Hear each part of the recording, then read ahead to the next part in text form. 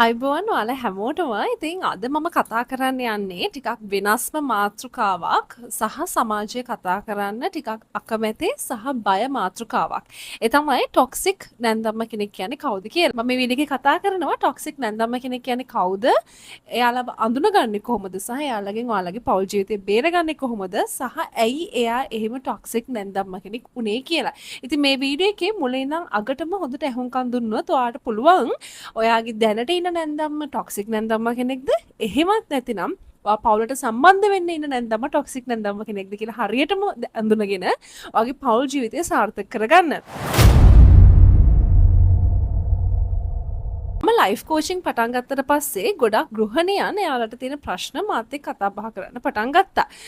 ඉතින් ඒ තැන්වලදී මම ගොඩක් දැකපු කාරණාවක් තමයි නැන්දම්මා සහ නෑනා කියන දෙන්න හින්දා ගොඩක් වෙලාවට විවාහ ජීවිතයේ අසාර්ථක භාවයන් වලට පත් වෙලා තියෙනවා සහ ගොඩක් ගෘහණියන් මානසික පීඩාවකට ලක් වෙලා තියෙනවා කියලා. ඉතින් ඒකයි අද මම මේ මාතෘකාව කතා බහ කරන්න හිතුවේ. පටන් ගන්න කලින්ම කියන්න ඕනේ මේ ලෝකේ ඉන්න හැම නැන්දම්මා කෙනෙක්ම ටොක්සික් නැහැ. සමහරක් නැන්දම්මලා ඉන්නවා පවුලට සම්බන්ධ වුණ දරුවා, ඒ කියන්නේ ලේලිය හෝ බෑනාව තමාගේම බඩින් වදපු දරුවෙක්ට වගේ සලකන තමාගේම දරුවෙක් විදිහට පිළි අරගෙන එයාලව බලා ගන්න හොඳ නැන්දම්මලා ඉන්නවා.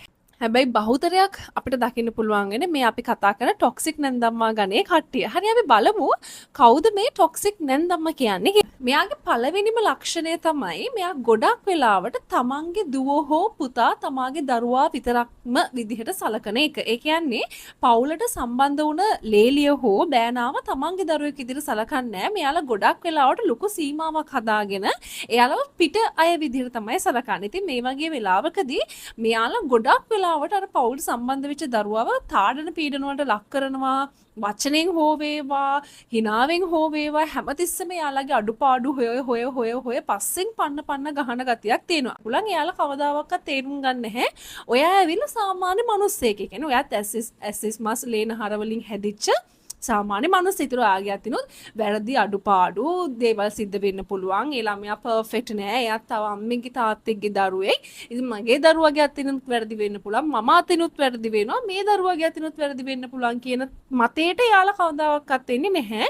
එයාගේ දරුවා සහ එයා පිට කෙනෙක් විදිහට තමයි එයා ගොඩක් වෙලාට සලකන්නේ. අනිත් එක තමයි වැරදිලාවක්වත් එයාගේ දරුවා එයාගේ පැත්තේ හිටගත්තොත් එයා හැමතිස්සෙම කියන්නේ උඹලාට අපි සැලකුවේ මෙහෙම නෙවෙයි. උඹලාව අපි හැදුවේ මේවා දකින්න නෙමෙයි. උඹගේ ගෑණි උඹට මොන හරි කරලා තමයි උඹ බොහොම වෙනස්ලා තියෙන උඹ කලින් මෙහෙම නැහැ කියලා අවලාද ගොඩාක් වාට එල්ල කරන්න පුළුවන්. අනිත් එක තමයි මෙයා ගොඩක් වෙලාවට විශේෂයෙන් මේ වගේ නැන්දම්ම කෙනෙක් තව දුවෙක් නම් ඉන්නේ. කියන්නේ දුවලා නම් ඉන්නේ. ඒ දුවලා සහ ඔයා අතර ලොකු තරකකාරී බවක් මෙයා ඇති කරනවා සහ තමන්ගේ දුවට වඩා එක අඩියක්වත් ඔයාට ඉස්සරහට යන්න දෙන්නේ නැහැ.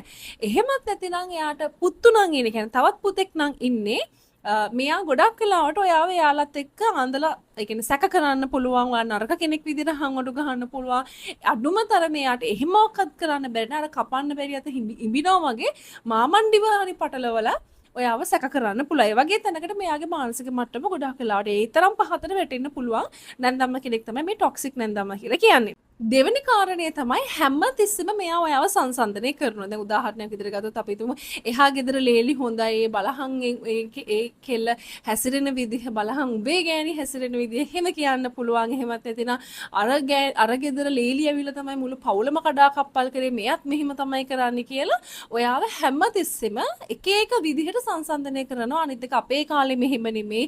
මෙයාලා මෙහෙමයි කෑමෝ යන්න ගියත් අඳින්න පළඳින්න ගියත් හැම තිස්සෙම ඔයාව නිරන්තරයෙන් අනිත් අයත් එක්ක සංසන්දනය කර පුළුවන් තරම් ඔයාගේ විවාහ ජීවිතේ කඩා කප්පල් කරන්න. කියන්නේ යා සමහරක් වෙලාවට විඳපු නැති අත්දැකීම ඔයාට විඳින්න දෙන්නේ නැති තැනට මෙයා වැඩ කරනවා. මේ වගේ වෙලාවට මෙයාලා ගොඩක් කරනවම මානසික වට්ටන හදන එක. එයාලා ඒ වගේ කම්පැරිසන් එකක් ගේනකොට එයාලගේ හිත දන්නා ඇත්තටම ඔයාලා හොඳ ශක්තිමත් මිනිස්සු කියලා. හැබැයි එයාට ඕනේ ඔයාව මානසික ලොකු පීඩාවකට පත් කරලා ඔයාගේ මුළු ජීවිතේම කඩා කප්පල් කරන්න. තුන්වෙනි කාරණාව තමයි මේ වගේ නැන්දම්මලා කිසිම සීමාවන් වලට ගරු කරන්නේ නැහැ. ඒ කියන්නේ ඔයාලගේ පවුල් ප්‍රශ්න වලටත් ඇඟිලි ගහනවා, ඔයාලගේ සල්ලි වලටත් ඇඟිලි ගහනවා, ඔයාලගේ ළමයින්ටත් ඇඟිලි ගහනවා, ඔයාලගේ කාලයටත් ඇඟිලි ගහනවා, ඔයාලා සතුටින් ඉන්න ඒවටත් ඇඟිලි ගහනවා. ඇඟිලි නොගහන දෙයක් නෑ මේ වගේ නැන්දම්මල. ගොඩක් වෙලාවට මොනාම හරි හේතු හදාගෙන එයා ගෙදර අස්සට රිංගගෙන එක එක ඒවට හැකෙන පුංචි දෙයක් මොනා හරි වුණත් ඒක මැද්දට පැනලා අර තියෙන ප්‍රශ්න සමහරට දෙගුණ තෙගුණ කරලා ලොකු ආරවුලකට යනවා. සමහරක් වෙලාවට මේ ප්‍රශ්න දික්කසාදය දක්වා ගිහිල්ලා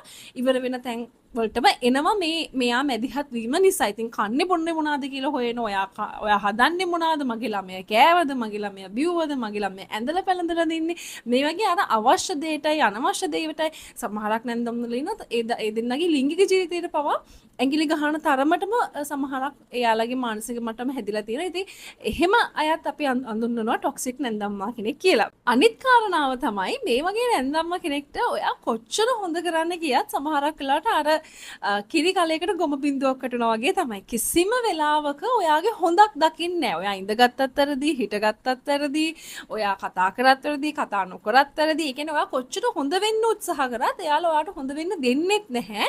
ඔයා හොඳයි කියලා පිළිගන්නෙත් නැහැ. මං කිව්වේ කතාව පටන් ගන්නකොටම මෙයාලා කවදාවත් හිතන්නේ නැහැ ඔයා සාමාන්‍ය මිනිස්සෙක්. ඔයා පර්ෆෙක්ට් නෑ. ඔයාගේ ඇතුළත් වැරදි වෙන්න පුළුවන්. අඩුපාඩු වෙන්න පුළුවන්. මොකද අපි හැමෝම මිනිස්සුනේ. අපි සර්ව සම්පූර්ණ මිනිස්සුනේ. මේ කියන තැන එයාලා ඉන්නේ නැහැ. ඒක නිසා ඔයා කොච්චර උත්සාහ කරත් හොඳ වෙන්න එයාලට හොඳ වෙන්න දෙන්නෙත් නෑ. අනිත් එක හැම තිස්සෙම අඩුපාඩුවක් තමයි හොයන්නේ.